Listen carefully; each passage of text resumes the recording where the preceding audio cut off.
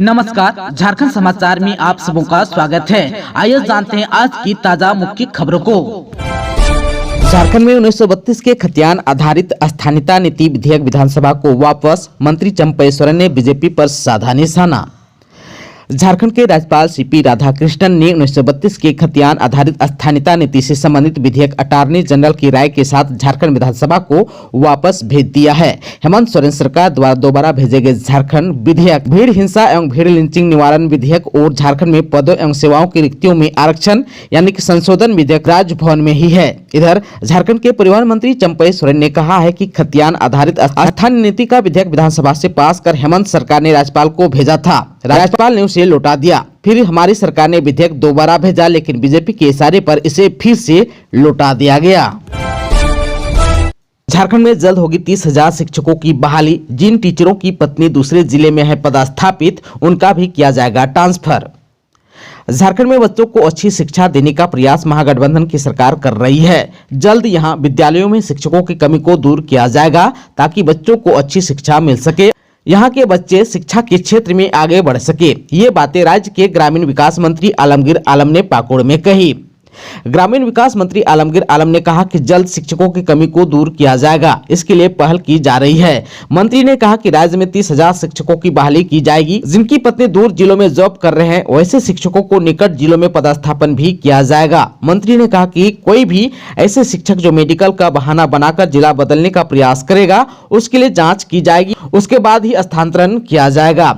संथाल परगना के पाकुड़, दुमका और गोड्डा जिले में फैले मलेरिया को लेकर बाबूलाल मरांडी ने इन इलाकों में विकास नहीं करने का आरोप लगाए थे। उन आरोपों को लेकर मंत्री ने कहा कि जहां तहां मलेरिया या अन्य बीमारी फैली है, वहां पर प्रशासनिक अधिकारी और स्वास्थ्य विभाग काम कर रहा है। भाजपा के पास कोई मुद्दा नहीं रह गया है, इसलिए उनके नेता बेकार के आरोप लगा रहे हैं। मंत्री ने कहा कि बीमारी कोई पार्टी या दल लेकर नहीं आती है, बल्कि हो जाती है। मंत्री ने कहा कि जहां तहां क्षेत्र के विकास की बात हो तो महागठबंधन की सरकार हर संभव प्रयास कर रही है। इस इलाके में उनकी सरकार ने जितना विकास किया वह किसी भी सरकार ने नहीं किया। 5 दिसंबर को सीएम हेमंत के सामने प्रदर्शन करेगा डिबरा स्क्रैप मजदूर संघ। मुख्यमंत्री हेमंत सोरेन 5 दिसंबर को कोडरमा आएंगे। यहां सरकार आपके द्वार कार्यक्रम में वे भाग लेंगे। मुख्यमंत्री के आगमन को लेकर जहां प्रशासनिक तैयारी जारी है, वहीं डिबरा स्क्रैप मजदूर संघ ने 5 दिसंबर को जिला मुख्यालय में धरना प्रदर्शन की घोषणा की है। साथ ही वहीं डोमचांच के राजनीतिक सामाजिक कार्यकर्ताओं ने थाना प्रभारी अब्दुल्ला खान को नहीं हटाए जाने पर भी काला झंडा दिखाकर विरोध प्रदर्शन करने की बात कही। इधर मुख्यमंत्री के आगमन को लेकर व्यापक तैयारी भी की जा रही है। अधिकारी की ओर से कार्यक्रम स्थल का निरीक्षण भी किया गया है। कोडरमा स्थित बागीटाड़ स्टेडियम या ब्लॉक मैदान को मुख्यमंत्री के आगमन पर आयोजित होने वाले कार्यक्रम के लिए स्थल के रूप में चिन्हित किया गया है। कोडरमा के डीसी मेघा भारद्वाज ने जिले के आला अधिकारियों के साथ इन दोनों कार्यक्रम स्थल का निरीक्षण किया और तैयारी के मद्देनजर अधिकारियों को दिशा निर्देश भी दिए। आप सबको बता दूं कि मुख्यमंत्री जब कोडरमा पहुंचेंगे तो उनका आदिवासी रीति रिवाज और पारंपरिक ढंग से स्वागत किया जाएगा। कार्यक्रम में तकरीबन 10,000 लोगों की बैठने की व्यवस्था की जाएगी। मौके पर विभिन्न योजनाओं के लाभुकों के बीच मुख्यमंत्री हेमंत सोरेन परिसंपत्तियों का भी वितरण करेंगे। मुख्यमंत्री द्वारा कई योजनाओं का उद्घाटन और शिलान्यास भी किया जाएगा। उपायुक्त मेघा भारद्वाज ने बताया कि मुख्यमंत्री के आगमन को लेकर तैयारी को अंतिम रूप दिया जा रहा है। उन्होंने कहा कि 5 दिसंबर को मुख्यमंत्री कोडरमा पहुंचेंगे, जिसके लिए पदाधिकारी को दिशा निर्देश भी दिए गए हैं। झारखंड को साल 2025 तक आत्मनिर्भर राज्य बनाने का है लक्ष्य, सीएम हेमंत सोरेन ने कहा। मुख्यमंत्री हेमंत सोरेन ने कहा कि विपरीत परिस्थितियों के बीच भी राज्य की जनता को राहत देने का काम किया गया और अब विकास की रफ्तार को गति दी जा रही है। हमने झारखंड को वर्ष 2025 तक आत्मनिर्भर बनाने का लक्ष्य रखा है। इसी लक्ष्य के साथ हम आगे बढ़ रहे हैं। हम इस राज्य को अपने दम पर खड़ा करेंगे, जहां उसे किसी से सहयोग की जरूरत नहीं पड़ेगी। अपने बलबूते इस राज्य को अव्वल राज्यों की श्रेणी में लाएंगे। सोरेन शुक्रवार को पलामू में आपकी योजना आपकी सरकार आपके द्वार अभियान के तीसरे चरण के तहत आयोजित कार्यक्रम को संबोधित कर रहे थे। उन्होंने कहा कि आपकी योजना आपकी सरकार आपके द्वार कार्यक्रम का उद्देश्य समाज के अंतिम पंक्ति तक में बैठे व्यक्तियों के दरवाजे तक सरकार की योजनाओं और सेवाओं को पहुंचाना है। सीएम हेमंत सोरेन ने पलामू को दिया 113 योजनाओं का तोहफा। मुख्यमंत्री हेमंत सोरेन ने शुक्रवार को डाल्टनगंज के पुलिस स्टेडियम में आपकी योजना आपकी सरकार आपके द्वार अभियान के तीसरे चरण में 100 करोड़ 69,89,000 रुपए की लागत से निर्मित 113 योजनाओं का उद्घाटन किया। साथ ही 104 करोड़ रुपए की लागत वाली 75 योजनाओं की आधारशिला भी रखी। मुख्यमंत्री ने विभिन्न योजनाओं के 6,53,152 लाभुकों के बीच करीब 68 करोड़ 67 लाख रुपए की परिसंपत्ति भी बांटी। कार्यक्रम को संबोधित करते हुए मुख्यमंत्री ने कहा कि आपकी योजना आपकी सरकार आपके द्वार कार्यक्रम का उद्देश्य समाज के अंतिम पंक्ति में बैठे व्यक्तियों के दरवाजे तक सरकार की योजनाओं और सेवाओं को पहुंचाना है। सुदूर ग्रामीण इलाकों में रहने वाले हर गरीब और जरूरतमंद की समस्याओं का समाधान उसके घर पर मिले, इसलिए हर पंचायत में शिविर लगाया जा रहा है। अपराध मुक्त झारखंड चाहिए तो बीजेपी सरकार लाएं, आक्रोश मार्च में बोले बाबूलाल मरांडी। धनबाद में विधायक राज सिन्हा की अगुवाई में शनिवार को आक्रोश मार्च का आयोजन किया गया। इसमें झारखंड के पूर्व सीएम और बीजेपी के प्रदेश अध्यक्ष बाबूलाल मरांडी ने सूबे के हेमंत सोरेन सरकार पर जमकर निशाना साधा। जिला मुख्यालय रणधीर वर्मा चौक पर आयोजित आक्रोश मार्च में बाबूलाल मरांडी ने कहा कि राज्य सरकार चाहे तो दुबई में बैठकर संगठित आपराधिक गिरोह चला रहे अपराधियों को एक दिन में झारखंड लाकर जेल भेज सकती है, लेकिन इच्छा शक्ति नहीं है। वर्तमान सरकार में रोज धमकी, रंगदारी, फायरिंग और बमबाजी हो रही है, कोयले की लूट हो रही है और इसका हिस्सा भी सरकार तक जा रहा है। यही वजह है कि सरकार खामोश है, कोई कार्रवाई नहीं कर रही है। उन्होंने कहा कि झारखंड में अमन कायम करने के लिए भारतीय जनता पार्टी को सत्ता में लाएं और हेमंत सोरेन को सत्ता से हटाएं। जब तक सरकार नहीं बदलती तब तक बीजेपी का आंदोलन जारी रहेगा। नक्सलियों की साजिश एक बार फिर हुआ नाकाम, 8 किलो का आईटी बम हुआ बरामद, सुरक्षा बलों को मिली कामयाबी। पश्चिमी सिंहभूम जिले के गोयलकेरा के मारादेरी के आसपास के एक जंगली एवं पहाड़ी क्षेत्रों में सुरक्षा बलों को निशाना बनाने के लिए नक्सलियों द्वारा पूर्व में लगाए गए 8 केजी का एक आईटी बम को शनिवार को बरामद कर लिया गया। बरामद आईटी बम को सुरक्षा के दृष्टिकोण से बम निरोधक दस्ते की सहायता से मौके पर ही नष्ट कर दिया गया। इस आज की जानकारी पुलिस अधीक्षक आशुतोष शेखर ने दी। आप सबको बता दें कि नक्सलियों के खिलाफ पुलिस का अभियान जारी है। इसी के क्रम में पुलिस को ये कामयाबी मिली। पश्चिमी सिंहभूम के एसपी आशुतोष शेखर ने बताया कि नक्सली संगठन प्रतिबंधित भाकपा माओवादी के शीर्ष नेता व 1 करोड़ के इनामी मिसिर बेसरा, अनमोल, मोच्छू, चमन कांडे, अजय महतो, सागेन अंगरिया, अश्वनी अपनी दस्ता सदस्यों के साथ कुल्हान क्षेत्र में विध्वंसक गतिविधि के लिए भ्रमणशील है। इसे देखते हुए नक्सल ऑपरेशन जारी है। झारखंड के साहिबगंज एसपी नौशाद आलम को ईडी का तीसरा समन 6 दिसंबर को पूछताछ के लिए बुलाया। प्रवर्तन निदेशालय ने साहिबगंज एसपी नौशाद आलम को तीसरा समन भेजकर पूछताछ के लिए 6 दिसंबर को रांची स्थित क्षेत्रीय कार्यालय में बुलाया है। इससे पहले 28 नवंबर को उनसे पहले चरण की पूछताछ हो चुकी है, लेकिन उस दौरान उन्होंने असहयोगिता रवैया अपनाया था। साहिबगंज एसपी पर ईडी के गवाह विजय हंसदा को भड़काने की साजिश में शामिल रहने और उसकी दिल्ली यात्रा की व्यवस्था करने का आरोप है। आप सबको बता दो कि विजय हंसदा के गवाही से मुकरने और सीबीआई जांच से संबंधित याचिका वापस लेने के बाद ईडी उस पर नजर रख रही थी। ईडी ने विजय हंसदा पर नजर रखने के दौरान पाया कि उसने सीबीआई जांच के आदेश को चुनौती देने के लिए दिल्ली की यात्रा की थी और सुप्रीम कोर्ट में याचिका दायर की थी। उसकी इस दिल्ली यात्रा के लिए साहिबगंज एसपी ने टिकट की भी व्यवस्था की थी। जांच में इसकी पुष्टि होने और एक पुलिस अधिकारी से इस सिलसिले में व्हाट्सएप पर किए गए बातचीत का ब्यौरा मिलने के बाद ईडी ने साहिबगंज एसपी को पहली बार नोटिस जारी कर 22 नवंबर को पूछताछ के लिए बुलाया था। हालांकि वह वरीय अधिकारियों से दिशा निर्देश मांगने के नाम पर पूछताछ के लिए हाजिर नहीं हुए। बाद में ईडी ने उन्हें दूसरा समन भेजकर 28 नवंबर को हाजिर होने का निर्देश दिया। दूसरी बार जारी समन के आलोक में हाजिर हुए, लेकिन जांच में सहयोग नहीं किया। झारखंड सरकार आपके द्वार के लिए खुलेगा कॉल सेंटर, काम होने में क्या अड़चन है, लाभुकों से होगी सीधी बात। आपकी सरकार आपके द्वार अभियान के लिए राज्य सरकार कॉल सेंटर खोलने जा रही है। आईटी विभाग ने कॉल सेंटर के लिए निविदा भी जारी कर दी है। 24 नवंबर से अभियान आरंभ हुआ है, जो 29 दिसंबर तक चलेगा। इसके बाद कॉल सेंटर सक्रिय होगा।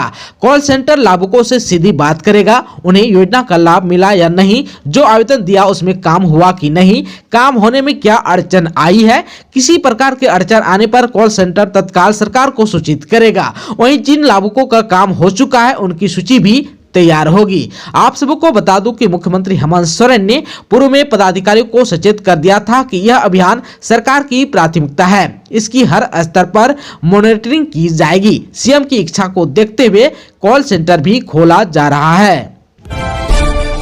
ग्रामीणों के इलाज के लिए स्वास्थ्य शिविर बहुत जरूरी, गवर्नर सीपी राधाकृष्णन ने कहा। राज्यपाल सीपी राधाकृष्णन ने कहा कि स्वास्थ्य ही धन है, लोगों को स्वास्थ्य की नियमित जांच करानी चाहिए। इस परिप्रेक्ष्य में ग्रामीण क्षेत्रों में स्वास्थ्य शिविरों के आयोजन की प्रासंगिकता बढ़ जाती है। जो लोग अपने स्वास्थ्य की जांच नहीं करा पाते हैं, वे सुगमता पूर्वक इस शिविर में जाकर अपनी जांच करा पाते हैं। उन्हें निःशुल्क दवाएं भी दी जाती है। स्वास्थ्य शिविर के माध्यम से न सिर्फ लोगों का इलाज होता है, बल्कि उनमें स्वास्थ्य के प्रति जागरूकता भी बढ़ती है। राज्यपाल शनिवार को भारत सरकार के उद्यम राइट्स लिमिटेड के सहयोग से गैर सरकारी संगठन सिटीजन फाउंडेशन की ओर से पूर्वी सिंहभूम के बहरागोड़ा में आयोजित स्वास्थ्य शिविर में बोल रहे थे। सुरंग से बाहर आए झारखंड के मजदूरों और परिजनों से मिले सीएम हेमंत सोरेन। मुख्यमंत्री हेमंत सोरेन शुक्रवार रात कांके रोड स्थित मुख्यमंत्री आवास में उत्तराखंड के यमुनोत्री नेशनल हाईवे पर निर्माणाधीन सिलक्यारा टनल हादसे से सुरक्षित रेस्क्यू किए गए झारखंड के 15 श्रमिकों और उनके परिजनों से मुलाकात की। इससे पहले मुख्यमंत्री के निर्देश पर राज्य के श्रमिकों और उनके परिजनों को शुक्रवार रात एयरलिफ्ट कराकर बिरसा मुंडा एयरपोर्ट रांची लाया गया। मुख्यमंत्री ने कहा कि सभी श्रमिकों के साथ राज्य सरकार है। मुख्यमंत्री ने कहा कि वर्तमान राज्य सरकार ने श्रमिकों की सुरक्षा और कल्याण के लिए कई योजना भी शुरू किया है। मुख्यमंत्री हेमंत सोरेन ने अधिकारियों को उपस्थित श्रमिकों को 1 करोड़ 11 लाख रुपए से अधिक राशि की विभिन्न योजनाओं से जोड़ने हेतु निर्देश भी दिया। मुख्यमंत्री ने श्रमिकों को आबुआ आवास योजना, पेंशन योजना, आयुष्मान कार्ड, कृषि यंत्र, मुख्यमंत्री रोजगार सृजन योजना, मनरेगा जॉब कार्ड, मुख्यमंत्री पशुधन योजना, पशु शेड योजना, ग्राम गाड़ी योजना समेत अन्य योजनाओं से आच्छादित करने का निर्देश अधिकारियों को दिया। मुख्यमंत्री ने श्रमिकों से कहा कि मैं स्वयं आपके रोजगार और आपको दिए जाने वाली योजनाओं की मॉनिटरिंग करूंगा।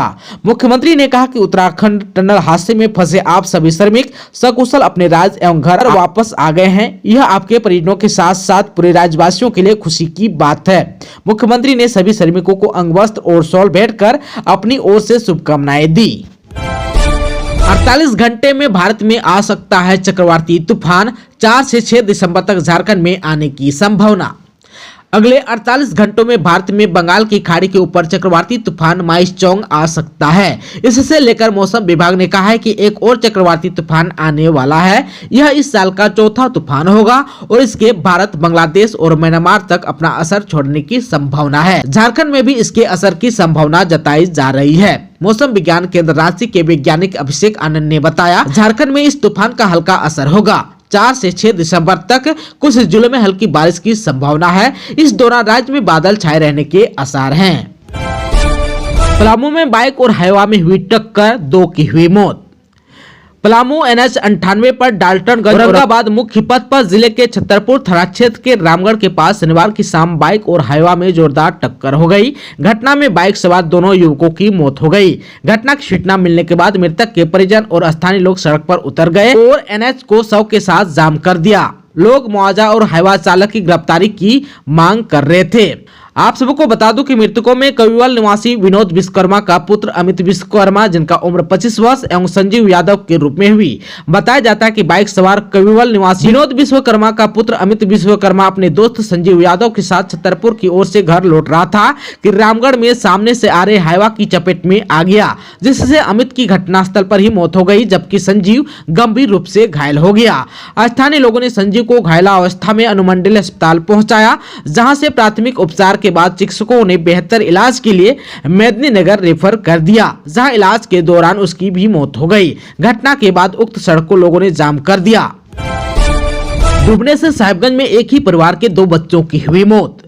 उधवा प्रखंड के राधानगर थाना क्षेत्र के मोहनपुर पंचायत के बागपिंजरा गांव में एक ही परिवार के 2 मासूम बच्चों की डूबने से मौत हो गई। बताया जाता है कि फिरदौस आलम के 2 बच्चे रिजवान शेख, जिनका उम्र 5 वर्ष और फैजान शेख, जिनका उम्र 3 वर्ष, शनिवार को पतोड़ा झील के किनारे पानी से भरे गड्ढे में डूब गए, जिससे दोनों की मौत हो गई। प्रतिदिन की तरह गांव के ही कुछ बच्चे एक साथ थोड़ी ही दूर झील किनारे खेलने गए थे। इसी बीच छोटा बच्चा गड्ढे में डूब गया। उसे बचाने के लिए बड़ा भाई भी गड्ढे में कूद गया, जिससे डूबने से दोनों की मौत हो गई। घटना की जानकारी मृतक के ही 5 वर्षीय चचेरे भाई ने उसकी मां हबीबा बीबी को दी। उसके बाद आसपास के लोग मौके पर पहुंचे और आनन फानन में गड्ढे से निकालकर दोनों को एक निजी क्लिनिक में ले गए, जहां डॉक्टरों ने दोनों को मृत घोषित कर दिया। दोनों बच्चों का मुस्लिम रीति रिवाज से कफन दफन किया गया। DSPMU में मनेगा झारखंड दिवस समारोह, विभिन्न राज्यों के 12 सांस्कृतिक दल होंगे शामिल। राष्ट्रीय एकात्मकता के लिए कार्यरत संस्था भारत भारती और डॉक्टर श्यामा प्रसाद मुखर्जी विश्वविद्यालय के संयुक्त तत्वावधान में आज यानी कि रविवार को DSPMU प्रेक्षागृह में झारखंड दिवस समारोह मनाया जाएगा। इसमें रांची में रहने वाले विभिन्न राज्यों के लोगों के 12 सांस्कृतिक दलों द्वारा सांस्कृतिक प्रस्तुति की जाएगी। कार्यक्रम में राज्यपाल CP Radhakrishnan, central coalfields limited के CMD डॉक्टर B वीरा रेड्डी और DSPMU के कुलपति विशेष तौर पर शामिल होंगे। हजारीबाग में फर्जी प्रवेश पत्र के साथ 4 हुआ गिरफ्तार। पुलिस ने सिविल कोर्ट के चपरासी भर्ती के साक्षात्कार परीक्षा में जांच के क्रम में 4 लोगों को अवैध प्रवेश पत्र के साथ गिरफ्तार किया है। गिरफ्तार अभिषेक कुमार, शंकर कुमार, सोनू कुमार, दिलीप कुमार शामिल है। इनके पास से फर्जी प्रवेश पत्र और 4 मोबाइल फोन बरामद किया गया है। दोस्तों, अभी तक आपने चैनल को सब्सक्राइब नहीं किया है तो प्लीज चैनल को सब्सक्राइब कर बेल आइकन को प्रेस कर दीजिएगा ताकि खबरों का अपडेट आपको मिलता रहेगा। इसके साथ ही आज के खबरों में बस इतना ही। हमें दीजिए इजाजत। नमस्कार।